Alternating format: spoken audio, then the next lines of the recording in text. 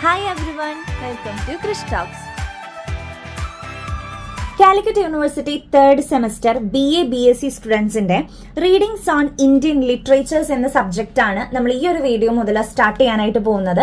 അപ്പോൾ നമ്മുടെ വീഡിയോയിലേക്ക് കടക്കുന്നതിന് മുന്നേ ജനറൽ ആയിട്ട് കുറച്ച് കാര്യങ്ങൾ പറയാനുണ്ട്. ഒന്നാമത്തെ കാര്യം, ഇതൊരു പുതിയ സിലബസിലുള്ള പുസ്തകമാണ്. ഇതിൽ 4 മൊഡ്യൂൾസ് ആയിട്ടാണ് നമുക്ക് ചാപ്റ്റേഴ്സ് വരുന്നത്.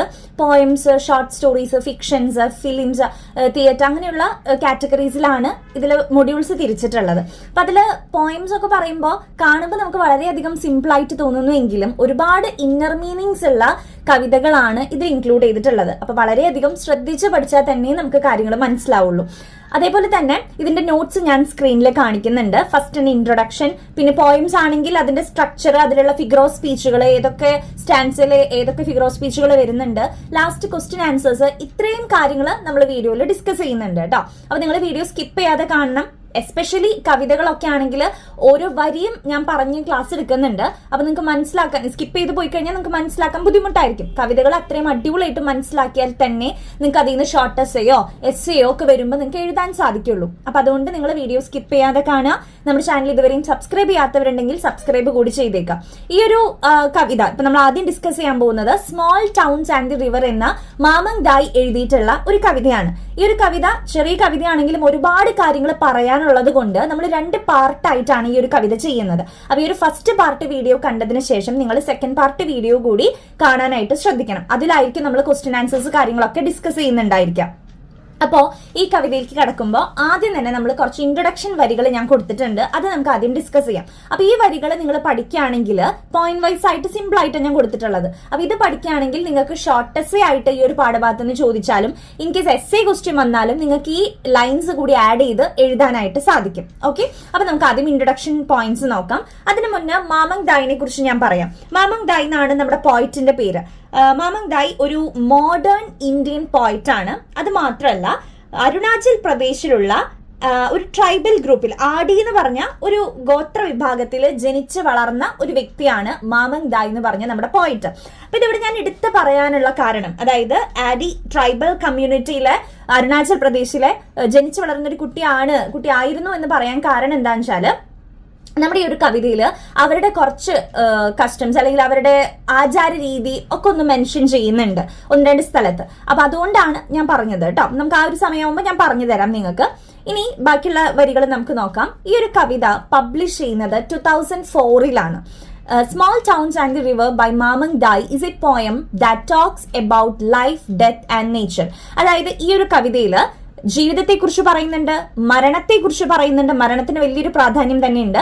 അതേപോലെ തന്നെ നേച്ചറിനെ കുറിച്ചും പറയുന്നുണ്ട്. The poem is taken from a collection of poems called the river poems.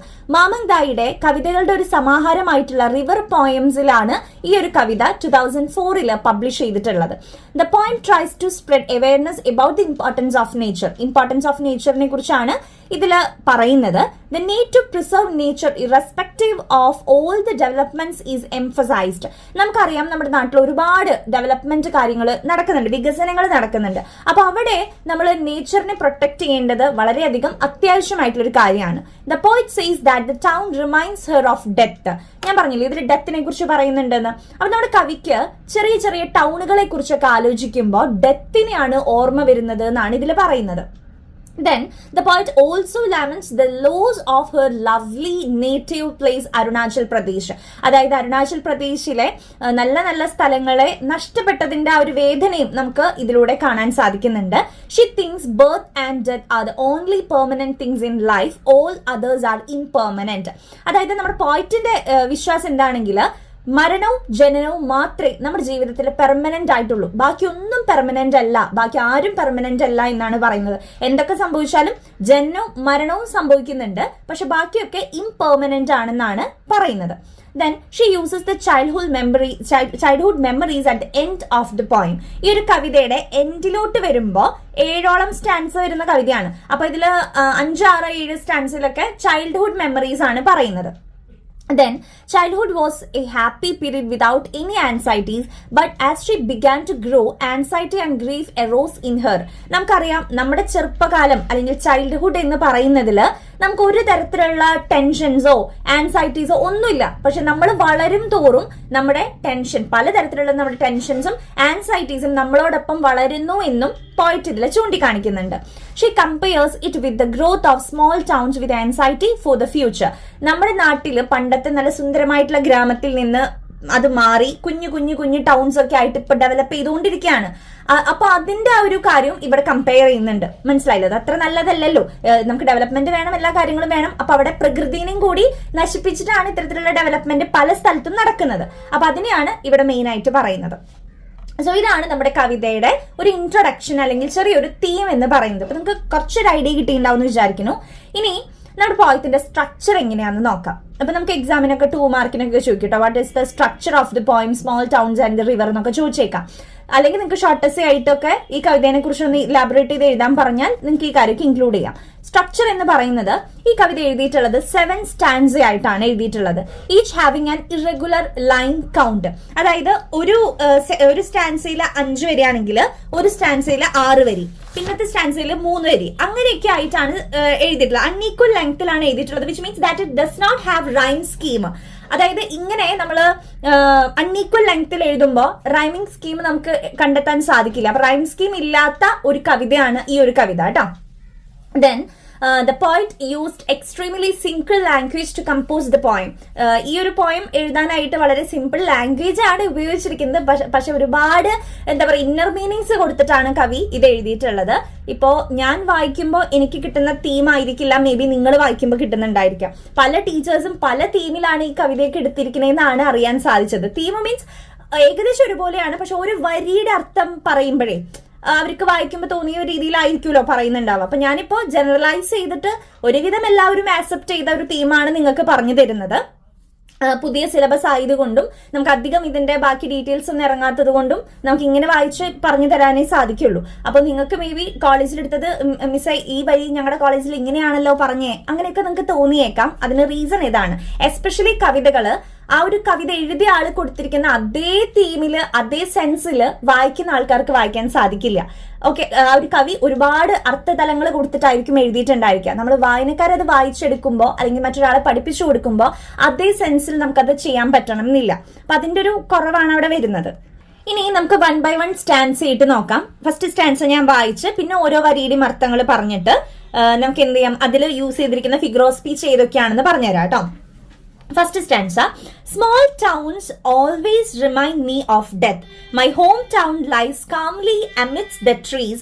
It is always the same in summer or winter, with the dust flying or the wind howling down the gorge.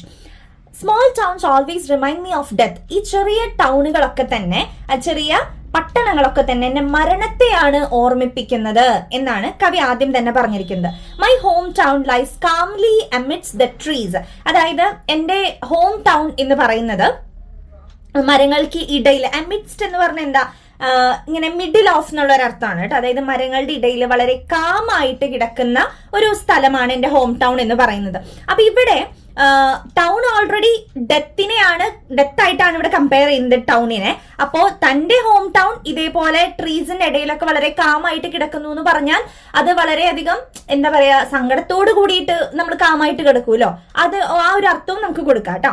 It is always the same in summer or winter with the dust flying. അതായത് എല്ലായ്പ്പോഴും എല്ലാ സമയത്തും ആ ഒരു town ഒരുപോലെയാണ്. സമ്മറിലായിക്കോട്ടെ വിന്ററിലായിക്കോട്ടെ എപ്പോഴും ഈ dust flying എന്ന് വെച്ചാൽ പൊടികളൊക്കെ ഇങ്ങനെ പറന്ന്, or the wind howling down the gauge, ഈ കാറ്റൊക്കെ ഒരുമാതിരി ശബ്ദം എടുത്ത് പേടിപ്പിക്കുന്ന ഒരു ശബ്ദമൊക്കെ എടുത്തിട്ട്, ഹൗളിംഗ് എന്ന് പറഞ്ഞാൽ ശബ്ദം പുറപ്പെടുവിപ്പിക്കാന്നാണ്, ഒരു പ്രത്യേകതരം ശബ്ദം. അപ്പൊ അങ്ങനെ ആ ഒരു കാറ്റിങ്ങനെ ശബ്ദം ഉണ്ടാക്കിയിട്ട് ഗോർജ് എന്ന് പറഞ്ഞാൽ എന്താ, narrow valley between hills or mountains ആണ്. അതായത് മലയുടെ ഇടുക്കുകളിലൂടെയുള്ള ആ ഒരു ചെറിയൊരു വാലിനെയാണ് ഗോർജ് എന്ന് പറയുന്നത്. അപ്പൊ ആ ഒരു ഗോർജിലൂടെ വിൻഡ് ഇങ്ങനെ വളരെ പ്രത്യേകതരം ശബ്ദമൊക്കെ ഉണ്ടാക്കിയിട്ട് പോകുന്നു, പൊടി ഇങ്ങനെ പറന്ന് നടക്കുന്നു. സമ്മറിലും വിന്ററിലും ഒക്കെ ഒരേപോലെ കിടക്കുന്ന ഒരു മരങ്ങൾക്കിടയിൽ ഇങ്ങനെ കിടക്കുന്നതാണ് എന്റെ ഹോം ടൗൺ. അപ്പൊ ആ ഒരു ടൗണിനെ ഡെത്തുമായിട്ടാണ് നമ്മുടെ പോയിറ്റ് ഇവിടെ ഓർക്കുന്നത്. ടൗൺ എന്ന് പറയുമ്പോൾ ഡെത്തിനെയാണ് നമ്മുടെ പോയിറ്റ് ഇവിടെ ഓർക്കുന്നത്. ഫസ്റ്റ് സ്റ്റാൻസയുടെ അർത്ഥം മനസ്സിലായല്ലോ.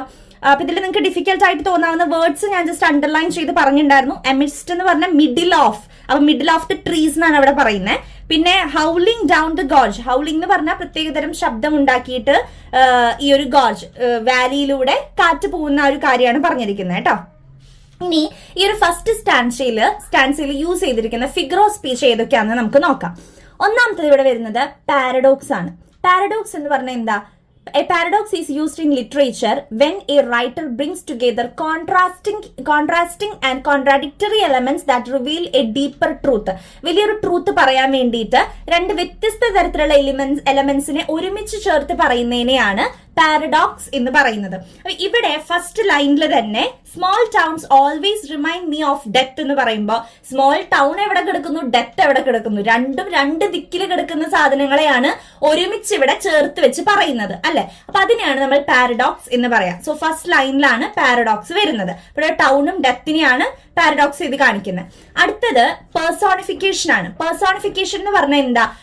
ഒരു ഇനാനിമേറ്റ് ആയിട്ടുള്ള ഒരു ഒബ്ജക്റ്റിന് മാനുഷിക ഭാവം കൊടുക്കുന്നതിനെയാണ്. അതായത് മനുഷ്യന്മാരുടെ ഒരു ഫീച്ചറും ഇല്ലാത്തൊരു കാര്യത്തിന് മനുഷ്യന്മാരുടെ ഫീച്ചർ, മാനുഷിക ഭാവം കൊടുക്കുന്നതിനെയാണ് പേഴ്സോണിഫിക്കേഷൻ എന്ന് പറയുന്നത്. അപ്പൊ ഇവിടെ home town lies calmly amidst the trees എന്ന് പറയുമ്പോൾ, അതായത് മരങ്ങൾക്കിടയിൽ വളരെ ശാന്തമായി കിടക്കുന്നു. എന്ത്? ഹോം ടൗൺ ശാന്തമായിട്ട് കിടക്കുന്നത്. സങ്കടത്തോടു കൂടി ശാന്തമായിട്ട് കിടക്കാം, സമാധാനത്തോടു കൂടി ശാന്തമായിട്ട് കിടക്കാം. അപ്പൊ ഇവിടെ ഡെത്ത് എന്നൊക്കെ വെച്ച് പറഞ്ഞതുകൊണ്ടാണ് ഞാൻ പറഞ്ഞത് മേ ബി അത് വളരെ സങ്കടത്തോടു കൂടി കാമായിട്ട് കിടക്കുന്നതായിരിക്കാം എന്ന് കേട്ടോ. അപ്പൊ അങ്ങനെ കിടക്കുന്നത് ആരാ? ശരിക്കും മനുഷ്യന്മാരല്ലേ. അപ്പൊ ഇവിടെ ഹോം ടൗൺ ആയിട്ടാണ് അത് പറഞ്ഞിരിക്കുന്നത്. സോ അവിടെ ഹോം ടൗണിനെ പേഴ്സോണിഫൈ ചെയ്യാണ്, മാനുഷിക ഭാവം കൊടുക്കുകയാണ് ചെയ്തിരിക്കുന്നത്.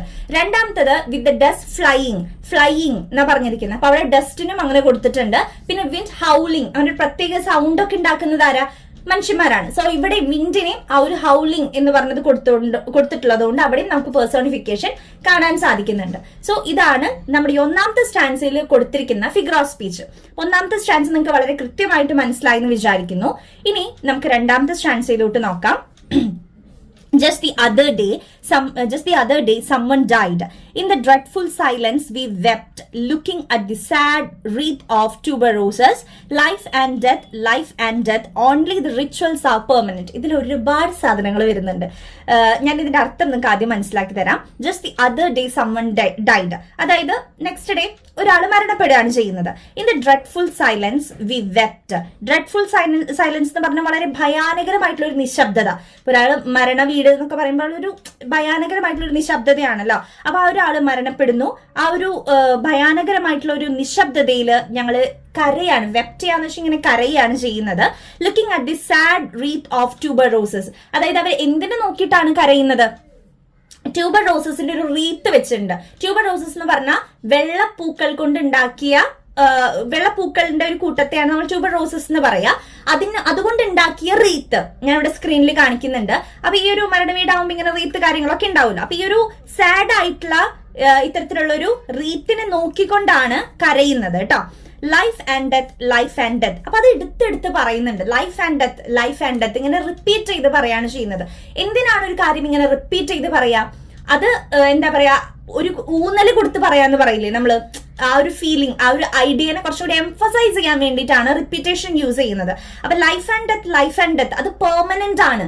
ലൈഫും ഡെത്തും എന്ന് പറയുന്നത്, അല്ലെങ്കിൽ ജനനം മരണം എന്ന് പറയുന്നത് പെർമനന്റ് ആണ് എന്നുള്ള ഒരു കാര്യം ഒന്നുകൂടി സ്ട്രോങ് ചെയ്ത് പറയാൻ വേണ്ടിയിട്ടാണ് അത് റിപ്പീറ്റ് ചെയ്തിരിക്കുന്നത്. അപ്പൊ അവിടെ റിപ്പീറ്റേഷൻ ആണ് വരുന്നത് കേട്ടോ.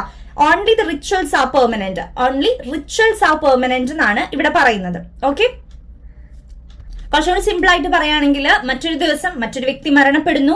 ആ ഒരു ഭയാനകരമായിട്ടുള്ള നിശബ്ദതയിൽ സാഡ് ആയിട്ടുള്ള ആ ഒരു ട്യൂബർ റോസസിന്റെ റീത്ത് നോക്കിക്കൊണ്ട് ഞങ്ങൾ കരയുന്നു. Life and death only the rituals are permanent.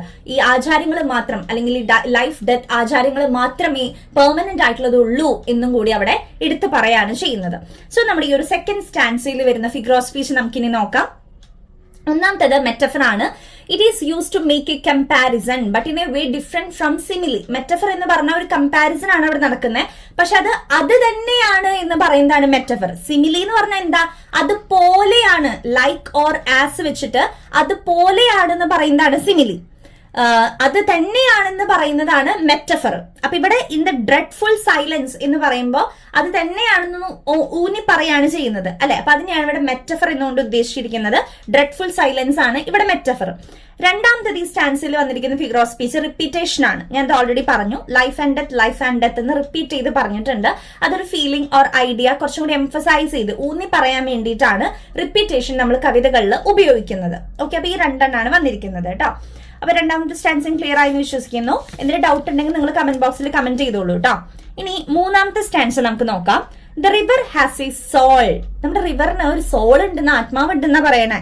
In the summer, it cuts through the land like a torrent of grief. Sometimes, I think it holds its breath, seeking a land of fish and stars. അതായത് ഞാൻ പറഞ്ഞു റിവറിന് ഒരു ആത്മാവുണ്ടെന്ന് കവി ഇവിടെ പറയുന്നുണ്ട്. അതേപോലെ തന്നെ summer സീസണിൽ ഈ ലാൻഡ് ഒക്കെ കട്ട് ചെയ്തിട്ട് വളരെ സങ്കടപൂർവ്വം നമ്മുടെ പുഴ ഒഴുകി പോവുകയാണ് ചെയ്യുന്നത്. അതായത് ഇവിടെ ആ ഒരു വരണ്ട നദിയുടെ സമ്മർ സീസൺ ആണ്. അപ്പൊ ആ ഒരു വരണ്ട നദിയുടെ ഒഴുക്കിനെയാണ് ഇവിടെ സൂചിപ്പിക്കുന്നത് കേട്ടോ. സമ്മർ സീസണിൽ അങ്ങനെ ലാൻഡിനെയൊക്കെ കട്ട് ചെയ്ത് പുഴ ഇങ്ങനെ ഒഴുകി പോവാണ് ചെയ്യുന്നത്. അപ്പൊ ഇവിടെ like A torrent of grief എന്ന് പറയുന്നുണ്ട്. വേനൽക്കാലത്തൊക്കെ പുഴകളുടെ ഒഴുക്കിന്റെ ശക്തി കുറയുന്നു, വെള്ളത്തിന്റെ അളവ് കുറയുന്നു, അങ്ങനെയാണ് ഒഴുകി പോവുക. അപ്പൊ ആ ഒരു ഒഴുകി പോകുന്ന ആ ഒരു സന്ദർഭം എന്ന് പറയുന്നത് അവിടെയുള്ള ആളുകൾക്കൊക്കെ വളരെ വേദനാജനകമായിട്ടുള്ള ഒരു കാര്യമാണ്. അല്ല, അവർക്ക് അത്യാവശ്യത്തിന് വെള്ളം കിട്ടുന്നില്ല, പുഴയുടെ ആ ഒരു വെള്ളത്തിൽ അളവ് കുറയുന്നു, വരണ്ട് ഉണങ്ങി ഒഴുകി പോകുന്ന പുഴകൾ, ചെറിയ വെള്ളം മാത്രമായിട്ട് ഒഴുകി പോകുന്ന പുഴകളൊക്കെയാണ്. അപ്പൊ ആ ഒരു വേദനയാണ് ടൊറന്റ് ഓഫ് ഗ്രീഫ് എന്നുകൊണ്ട് ഇവിടെ ഉദ്ദേശിച്ചിരിക്കുന്നത്. അപ്പൊ അത്തരം വേദനയോട് കൂടിയിട്ടാണ് വേനൽക്കാലത്ത് പുഴകള് ലാൻഡ് ഇങ്ങനെ കട്ട് ചെയ്ത് ഒഴുകി പോകുന്നത്. അപ്പൊ അതാണ് ഇവിടെ പറഞ്ഞിരിക്കുന്നത് കേട്ടോ. Sometimes I think it holds its breath, seeking a land of fish and stars. ചില സമയത്ത് എനിക്ക് ഈ പുഴകളെ കാണുമ്പോൾ തോന്നിയിട്ടുണ്ട് അവരവരുടെ ആ ഒരു ശ്വാസം അടക്കി പിടിച്ചുകൊണ്ടാണ് ഒഴുകുന്നതെന്ന് എനിക്ക് തോന്നിയിട്ടുണ്ട്.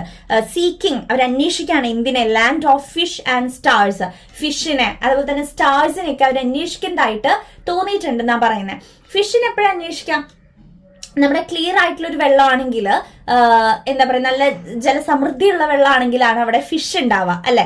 ഇങ്ങനെ അഴുക്കൊക്കെ പിടിച്ച് കുറെ വേസ്റ്റ് ഒക്കെ കൊണ്ടുവന്നിട്ട് കഴിഞ്ഞാൽ അവിടെ മീനുകളൊക്കെ ചത്തുപോയി ഉണ്ടാവും. അപ്പൊ മീനുകളൊന്നും ഉണ്ടാവണമെന്നില്ല. അപ്പൊ ആ ഒരു പ്രകൃതിയോടുള്ള ക്രൂരതയെ നമുക്ക് ഇതിലൂടെ മനസ്സിലാക്കിയെടുക്കാൻ സാധിക്കും. ഇന്നർ മീനിങ് ആണ് ഇതൊക്കെ കേട്ടോ. പലരും വായിക്കുമ്പോൾ വേറെ ആയിരിക്കും മനസ്സിലാക്കുക. ഇപ്പൊ ഞാൻ വായിച്ചപ്പോൾ എനിക്ക് ഇങ്ങനെ മനസ്സിലായത്, അതായത് നമ്മൾ ഫിഷിനെ എപ്പോഴും പുഴ അന്വേഷിക്കുന്നത് ആ ഒരു പുഴയിൽ ഫിഷ് ഇല്ലാത്തൊരു സിറ്റുവേഷനിലാണ് അല്ലെ. അപ്പൊ ആ ഒരു പുഴയിൽ ഫിഷ് ഇല്ല എന്നുണ്ടെങ്കിൽ അതിനർത്ഥം എന്താ? അത് അത്രയും മലിനമായിട്ട് കിടക്കുന്നത് കൊണ്ടും അതേപോലെ തന്നെ അതിൽ എന്താ പറയാ ഫിഷിന് വളരാനായിട്ടുള്ള സാഹചര്യം ഇല്ലാത്തത് കൊണ്ടും അല്ലേ. അപ്പോൾ ആ ഒരു പുഴയോട് കാണിച്ച ക്രൂരതയാണ് നമുക്ക് അതിൽ നിന്ന് മനസ്സിലാക്കാൻ സാധിക്കുന്നത്. സ്റ്റാർസ്, അതായത് സ്റ്റാർസ് ഉണ്ടാവുക ആകാശത്താണ്. ഈ ആകാശത്തെ നക്ഷത്രങ്ങൾ പുഴയിൽ റിഫ്ലക്ട് ചെയ്യുന്നത് എപ്പോഴാ? വളരെ ക്ലിയർ ആയിട്ടുള്ള വെള്ളമാവുമ്പോഴല്ലേ. നമ്മുടെ ഈ ഒരു പുഴ ക്ലിയർ അല്ല, പൊല്യൂട്ടഡ് ആയതുകൊണ്ടാണ് ഇതിൽ സ്റ്റാർസിനെ കാണാത്തതും ഫിഷ് ഇല്ലാത്തതും. അപ്പൊ ആ ഒരു പുഴയുടെ ആ ഒരു മലിനീകരണവും നമുക്ക് ഇതിലൂടെ കാണാനായിട്ട് സാധിക്കും. അപ്പൊ ആ ഒരു നേച്ചറിനോടുള്ള ക്രൂരതയാണ് നമുക്ക് ഇതിൽ നിന്ന് ഇന്നർ മീനിങ് ആയിട്ട് കിട്ടുന്നത്. നിങ്ങൾക്ക് ശരിയായിട്ട് തോന്നുന്നില്ലേ? ഒന്ന് കമന്റ് ചെയ്തോളൂ കേട്ടോ. അല്ലെങ്കിൽ ഓക്കെ, അപ്പൊ ഇത്രയും കാര്യങ്ങളാണ് മൂന്നാമത്തെ സ്റ്റാൻസിൽ പറയുന്നത്. അപ്പൊ ഇതിൽ വരുന്ന ഫിഗർ ഓഫ് സ്പീച്ച് കാര്യങ്ങൾ നമുക്ക് നോക്കാം. ഒന്നാമത്തത് പേഴ്സോണിഫിക്കേഷൻ ആണ്. The river has a soul. റിവറിന് ആത്മാവുണ്ട് എന്ന് പറയണമെങ്കിൽ അവിടെ പേഴ്സോണിഫൈ ചെയ്തേക്കാണ്. രണ്ടാമത്തത് റിഫ്രൈൻ ആണ്. റിഫ്രൈൻ എന്ന് പറഞ്ഞു കഴിഞ്ഞാല് ഒരു കവിതയില് ഒരു വരി റിപ്പീറ്റ് ചെയ്ത് വരുന്നുണ്ടെങ്കിൽ അതിനെയാണ് റിഫ്രൈൻ എന്ന് പറയാം. മനസ്സിലായോ? അതായത് ഒരു കവിതയിൽ തന്നെ മൊത്തം കവിതയിൽ 2 വട്ടം 3 വട്ടം ഒക്കെ വരുന്നുണ്ടെങ്കിൽ അതിനെയാണ് റിഫ്രെയിൻ എന്ന് പറയാം. ഇവിടെ the river has a soul എന്ന് പറഞ്ഞ വരി നമ്മുടെ കവിതയിൽ 3ാമത്തെ സ്റ്റാൻസയിലുണ്ട്, 4ാമത്തെ സ്റ്റാൻസയിലും വരുന്നുണ്ട്. ഓക്കെ, അപ്പൊ അതുകൊണ്ടാണ് അതിനെ റിഫ്രെയിൻ എന്ന് വിളിച്ചിരിക്കുന്നത് കേട്ടോ. അതേപോലെ തന്നെ സിമിലി വന്നിട്ടുണ്ട്.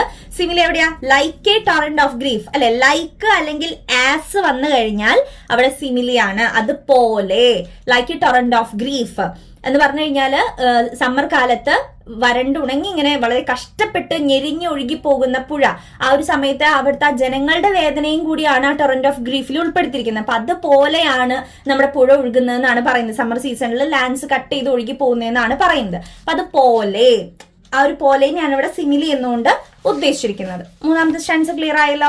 ഇനി 4ാമത്തെ സ്റ്റാൻസ വീണ്ടും പറയാണ്, the river has a soul. റിവറിന് ഒരു ആത്മാവുണ്ട്.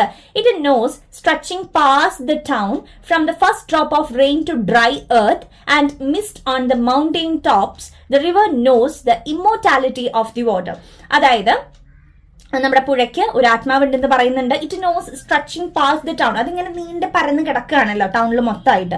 അപ്പോ from the first drop of rain to dry earth, നമ്മുടെ ഡ്രൈ എർത്തില് മഴയുടെ ആദ്യ തുള്ളി വീണത് മുതല് മൗണ്ടെയിൻ ടോപ്സിലെ മഞ്ഞിന്റെ കാര്യങ്ങൾ വരെ റിവറിന് അറിയാമെന്നാണ് പറയുന്നത്. ഓക്കെ, അതേപോലെ തന്നെ റിവറിന് അറിയാവുന്ന കാര്യമാണ് ഇമ്മോർട്ടാലിറ്റി ഓഫ് ദി വാട്ടർ. അതായത് വെള്ളത്തിന്റെ ഒരു അനശ്വരത, സ്ഥിരതയെ കുറിച്ചും നമ്മുടെ റിവറിന് അറിയാം എന്നാണ് ഇവിടെ സൂചിപ്പിക്കുന്നത് കേട്ടോ. അപ്പോൾ ഇതില് 4ാമത്തെ സ്റ്റാൻസിൽ വന്നിരിക്കുന്ന ഫിഗർ ഓഫ് സ്പീച്ച് അലിട്രേഷൻ ആണ്. എന്താണ് അലിട്രേഷൻ എന്ന് പറഞ്ഞു കഴിഞ്ഞാല് റിപ്പീറ്റേഷൻ ഓഫ് ദി സൗണ്ട് അല്ലെ, അതായത് ഒരേ സൗണ്ട് ഒരു വരിയിൽ റിപ്പീറ്റ് ചെയ്ത് വരുന്നുണ്ടെങ്കിൽ അതിനെയാണ് അലിട്രേഷൻ എന്ന് പറയാ. അപ്പൊ ഇവിടെ mist on the mountain tops, mist ഒരു എം എന്നുള്ള ഒരു സൗണ്ട്, എം അല്ല സൗണ്ട് ആണ് അവിടെ റിപ്പീറ്റ് ചെയ്ത് വന്നിരിക്കുന്നത്. സോ അതിനെയാണ് അലിട്രേഷൻ എന്ന് പറയാം. അപ്പൊ ഒട്ടും ഫിഗർ ഓഫ് സ്പീച്ചുകൾ അറിയാത്ത കുട്ടികൾക്കാണെങ്കിൽ ഈ കവിത പഠിച്ചാൽ മതി. കുറെ figure of speech, alliteration, simile, metaphor, personification എല്ലാതും നമ്മൾ ഇതിൽ പറഞ്ഞിട്ടുണ്ട് കേട്ടോ. അപ്പൊ ഇതാണ് 4ാമത്തെ സ്റ്റാൻസയിൽ പറഞ്ഞിരിക്കുന്നത്. So let's move to the next stanza. A shrine of happy pictures. ഇനി പറയുന്നത് ചൈൽഡ്ഹുഡിനെ കുറിച്ചാണ് കേട്ടോ. A shrine of happy pictures marks the days of childhood. Small towns grow with anxiety for the future. The dead are placed pointing west. When the soul rises, it will walk into the golden east, into the house of the sun. അപ്പൊ ഇവിടെയാണ് നമ്മുടെ ചൈൽഡ്ഹുഡിനെ കുറിച്ച് പറയുന്നതും അവരുടെ ആ ഒരു കുറച്ച് ആചാര രീതി. അരുണാചലിലെ ട്രൈബൽ ഗ്രൂപ്പിൽ ഉൾപ്പെട്ടിട്ടുള്ള ഒരു വ്യക്തിയാണ് നമ്മുടെ പോയിറ്റ് എന്ന് പറഞ്ഞല്ലോ. അപ്പൊ അവിടുത്തെ ഒരു ആചാര രീതിയും വരുന്നത് ഈ ഒരു സ്റ്റാൻസയിലാണ്. നമുക്ക് എന്താണെന്ന് നോക്കാം. ഷ്രൈൻ എന്ന വാക്കിന്റെ അർത്ഥം വരുന്നത് വളരെ ദൈവീകമായ അല്ലെങ്കിൽ വളരെ ഹൃദ്യമായ എന്നുള്ളൊരു അർത്ഥമാണ് കേട്ടോ. അപ്പൊ shrine of happy pictures mark the days of childhood. തന്റെ കുട്ടിക്കാലത്തെ വളരെ ഹൃദ്യമായ ഓർമ്മകൾ നിറഞ്ഞ ജീവിതത്തെ കുറിച്ചാണ് കവി ഇവിടെ ആലോചിക്കുന്നത്. Small towns grow with anxiety for the future. അപ്പോ പണ്ട് കുട്ടിക്കാലത്ത് നമ്മളിങ്ങനെ ഒരു തരത്തിലുള്ള ആൻസൈറ്റീസും ടെൻഷൻസും ഒന്നും ഇല്ലാതെയാണ് നമ്മൾ വളർന്നിരുന്നത്. പിന്നീട് നമ്മ വളരുന്നതിനൊപ്പം തന്നെ ആ ഒരു ആൻസൈറ്റീസ്, പലതരത്തിലുള്ള ടെൻഷനും നമ്മുടെ കൂടെ വളർന്നു വന്നിരുന്നു. അതേപോലെയാണ് ഈ ടൗണുകള് ആൻസൈറ്റി, എന്താ പറയുക, പലതരത്തിലുള്ള ടൗൺസ് ഇങ്ങനെ വളർന്നുകൊണ്ട് ഒപ്പം തന്നെ ആൻസൈറ്റീസും വളർന്നുകൊണ്ടിരിക്കുകയാണെന്നാണ് പറയുന്നത്. Then the dead are placed pointing west. When the soul rises, it will walk into the golden east, into the sun, into the house of the sun. അതായത് മരിക്കുമ്പം പടിഞ്ഞാറോട്ട് പോയിന്റ് ചെയ്തിട്ടാണ് കിടത്തുക. അതിന് അർത്ഥം എന്താന്ന് വെച്ച് കഴിഞ്ഞാല് അവര് ഉയർത്തെഴുന്നേൽക്കുമ്പോൾ, മരണത്തിന് ശേഷം ഒരു ജീവിതം ഉണ്ടെന്നാണ് കവി ഇവിടെ വിശ്വസിക്കുന്നത്. അപ്പൊ ഉയർത്തെഴുന്നേൽക്കുമ്പോൾ പടിഞ്ഞാറോട്ട് തിരിച്ചു കിടത്തി കഴിഞ്ഞാൽ എഴുന്നേൽക്കുമ്പോ കിഴക്ക് പോയിന്റ് ചെയ്തിട്ടാണല്ലോ എണീക്കുക. അപ്പൊ അങ്ങനെ എണീക്കുമ്പോ അവര് സൂര്യന്റെ ഹൗസിലോട്ട്, ഹൗസ് ഓഫ് ദി സൺ അല്ല, ഒരു ഗോൾഡൻ ഈസ്റ്റിലോട്ട് അവര് മൂവ് ചെയ്യും എന്നാണ് ഇവിടെ പറയുന്നത്. അപ്പൊ ഇത് മേ ബി ആ ഒരു ട്രൈബൽസിന്റെ ഒരു ആചാരമായിരിക്കാം. കാരണം നമ്മുടെ ഇവിടെയൊക്കെ പടിഞ്ഞാറോട്ട് തിരിച്ചല്ല മരിക്കുമ്പോ കിടത്തുന്നത്, തെക്കോട്ട് തിരിച്ചിട്ടാണ്. അപ്പോ ഇവരിവിടെ നമ്മുടെ പോയിന്റ് പറയുന്നത് പടിഞ്ഞാറോട്ട് പോയിന്റ് ചെയ്ത് മരിച്ച ആളെ കിടത്തി ആള് ആ ഒരു മരണശേഷം പിന്നീട് ഈസ്റ്റിലോട്ട് പോയിന്റ് ചെയ്ത് പുനർജനിക്കുകയും സൂര്യന്റെ ഹൗസിലോട്ട് മൂവ് ചെയ്യുകയും ആ ഒരു ഗോൾഡൻ ഈസ്റ്റിലോട്ട് മൂവ് ചെയ്യുകയും ചെയ്യും എന്നാണ് കവി ഇവിടെ പറയുന്നത്. ദാറ്റ് മീൻസ് മരണാനന്തര ജീവിതത്തെ കുറിച്ച് കവി വിശ്വസിക്കുന്നുണ്ട്. ഓക്കെ, അപ്പൊ നമ്മുടെ കവിതയുടെ സ്റ്റാർട്ടിങ് മുതലേ പറഞ്ഞിരുന്നു, നമ്മുടെ പോയിന്റ് ലൈഫിനും ഡെത്തിനും അത്രയും ഇമ്പോർട്ടന്റ് ആയിട്ടുള്ള ഒന്നായിട്ട് കാണുന്നു, അത് മാത്രമേ പെർമനന്റ് ആയിട്ടുള്ളൂ എന്നാണ് വിശ്വസിക്കുന്നത്. അതുകൊണ്ട് മരണത്തിന് ശേഷം ഒരു ജീവിതം ഉണ്ട് എന്ന് വിശ്വസിക്കുന്ന ഒരാളാണ് നമ്മുടെ പോയിന്റ്. ദാറ്റ്സ് വൈ ഇവരുടെ ആ ഒരു റിച്വലും ഇവരുടെ ആചാരത്തിലും ഇങ്ങനെ പടിഞ്ഞാറോട്ട് തിരിച്ചു കിടത്തി പിന്നീട് അവർ ഉയർത്തെഴുന്നേൽക്കുമ്പോ എന്താ പറയുക, കിഴക്കിലേക്ക് അഥവാ സൂര്യന്റെ ഭവനത്തിലേക്ക് പോകുമെന്നാണ് ഇതിന് പിന്നിലെ വിശ്വാസം. മരണാനന്തര ജീവിതത്തെയാണ് ഇവിടെ സൂചിപ്പിച്ചുകൊണ്ട് കവി പറയുന്നത് കേട്ടോ. അപ്പൊ അതൊന്ന് മനസ്സിലാക്കി വെച്ചാൽ മതി. ഇനി ഇതിലങ്ങനെ കുറച്ച് ഫിഗർ ഓഫ് സ്പീച്ച് ഒന്നും വരുന്നില്ല. ഇനി next stanza. In the cool bamboo restored in sunlight life matters like this. ഇതിലും പലതരത്തിലുള്ള അർത്ഥങ്ങൾ പലർക്കും കിട്ടുന്നുണ്ട്. അതായത് നമുക്കിപ്പം പല സസ്യങ്ങൾക്കും ജീവൻ നിലനിർത്താൻ വേണ്ടിയിട്ട് സൂര്യപ്രകാശം വളരെ അത്യാവശ്യമാണല്ലോ. അതേപോലെ തന്നെയാണ് നമ്മുടെ ജീവിതവും, ലൈഫ് എന്നും പറയുന്നുണ്ട് ഇവിടെ. അതായത് നമ്മുടെ ബോഡി, നമുക്ക് ഈ ഒരു നിലനിൽപ്പിന് വേണ്ടിയിട്ട് നമുക്ക് എന്താവശ്യമാണ്, ആത്മാവ് ആവശ്യമാണ്, അല്ലെങ്കിൽ ആ ഒരു ജീവൻ നിലനിർത്തേണ്ടതിന്റെ പ്രാധാന്യം വളരെ വലുതാണ് അല്ലെ. അപ്പൊ അതാണ് അവിടെ സൂചിപ്പിക്കുന്നത്. ലാസ്റ്റ് ലൈൻസ് പറയുമ്പം in small towns by the river we all want to walk with the gods. ഇതിലും പല അർത്ഥങ്ങൾ പലർക്കും കിട്ടിയിട്ടുണ്ട് ഈ ഒരു വരികളിൽ. അപ്പൊ എനിക്ക് തോന്നുന്ന ഒരു കാര്യം, നമ്മുടെ മരണത്തിന് ശേഷമുള്ള ആഫ്റ്റർ ലൈഫിനെ, ആ ഒരു ജീവിതം അവസാനിക്കുന്നില്ല, മരണത്തിന് ശേഷം ഒരു ലൈഫ് ഉണ്ട് എന്നാണ് ഇവിടെ സൂചിപ്പിക്കുന്നത്. അപ്പൊ സ്മോൾ ടൗൺസ് ഓൾറെഡി ഡെത്തിനെയാണ് ഓർമ്മിപ്പിക്കുന്നതെന്ന് നമ്മുടെ കവിതയുടെ ആദ്യ ഭാഗത്തിൽ പറഞ്ഞിട്ടുണ്ടായിരുന്നു. അപ്പൊ ഈ ഒരു മരണത്തിന് ശേഷം അങ്ങനെ അങ്ങ് അവസാനിക്കുന്നില്ല. മരണത്തിന് ശേഷം ദൈവത്തോടൊപ്പം നടക്കുന്ന നടക്കാൻ ആഗ്രഹിക്കുന്നവരാണ് പലരും അല്ലെ. അപ്പൊ ദൈവത്തോടൊപ്പം നടക്കുന്നുണ്ട്. കവിയെ സംബന്ധിച്ചിടത്തോളം മരണത്തോടെ ആ ഒരു ജീവിതം അവസാനിക്കുന്നില്ല. അവർക്ക് മരണാനന്തരം പരലോകത്തെത്താനും, പരലോകം എന്നിവിടെ നമ്മൾ പറഞ്ഞ എന്താ, ഹൗസ് ഓഫ് ദി സൺ എന്നൊക്കെ പറയുന്നത് മേ ബി പരലോകം ആയിരിക്കാം. അപ്പൊ പരലോകത്തെത്താനും ദൈവത്തോടൊപ്പം നടക്കാനും അടുക്കാനും കഴിയുന്നുണ്ട് എന്നാണ് പറയുന്നത്. അപ്പൊ ലൈഫ്, ഡെത്ത് എന്ന് പറയുന്നത് പെർമനന്റ് ആയിട്ടുള്ള ഒരു കാര്യമാണ്. അതേപോലെ തന്നെ ഡെത്തിന് ശേഷം എല്ലാം അവസാനിക്കുന്നില്ല, നെക്സ്റ്റ് ഒരു ലൈഫ് കൂടി ഉണ്ട് എന്നൊക്കെയാണ് ലാസ്റ്റ് ഭാഗത്തിൽ പറയുന്നത്. ഓക്കെ, അത് അവരുടെ ആ ഒരു വിശ്വാസമായിരിക്കാം, ആ ഒരു ട്രൈബൽ കമ്മ്യൂണിറ്റിന്റെ വിശ്വാസമായിരിക്കാം ഇവിടെ പറയുന്നുള്ളത് കേട്ടോ. അപ്പോൾ ഇത്രയാണ് നമ്മുടെ കവിതയുടെ ഒരു സമ്മറി എന്ന് പറയുന്നത്. ഞാൻ ലൈൻ ബൈ ലൈൻ വായിച്ച് പറഞ്ഞു തന്നിട്ടുണ്ട്. ഡിഫിക്കൽട്ട് ആയിട്ടുള്ള വേർഡ്സ് നിങ്ങൾക്ക് പറഞ്ഞു തന്നിട്ടുണ്ട്. ഫിഗർ ഓഫ് സ്പീച്ചുകളെ എല്ലാ വന്നിട്ടുള്ള ഫിഗർ ഓഫ് സ്പീച്ചുകളെല്ലാം നിങ്ങൾക്ക് ഡീറ്റെയിൽ ആയിട്ട് പറഞ്ഞു തന്നിട്ടുണ്ട്. സോ നിങ്ങൾക്ക് മനസ്സിലായി എന്ന് വിചാരിക്കുന്നു. എന്തെങ്കിലും ഡൗട്ടുകൾ ഉണ്ടെങ്കിൽ നിങ്ങൾക്ക് കമന്റ് ചെയ്യാം. എടുത്തത് മനസ്സിലായിരുന്നില്ല എന്നുണ്ടെങ്കിൽ കമന്റ് ചെയ്യാം. ഇനിയിപ്പോൾ മനസ്സിലായി, ഓക്കെ ആണ്, പെർഫെക്റ്റ് ആണെന്നുണ്ടെങ്കിൽ അതും നിങ്ങൾ കമന്റ് ചെയ്ത് അറിയിച്ചോളൂ. ഇനി ഇതിലെ ക്വസ്റ്റ്യൻ ആൻസേഴ്സ് ഡീറ്റെയിൽ ആയിട്ട് നമുക്ക് നെക്സ്റ്റ് വീഡിയോയിൽ പറയാം കേട്ടോ. അപ്പൊ ഈ വീഡിയോ കണ്ടു കഴിഞ്ഞാൽ അപ്പൊ തന്നെ നിങ്ങൾ നെക്സ്റ്റ് പാർട്ട് വീഡിയോ കണ്ടോളൂ. ഞാൻ ലിങ്ക് താഴെ ഡിസ്ക്രിപ്ഷൻ ബോക്സിൽ കൊടുത്തേക്കാം. So all the very best. Thank you.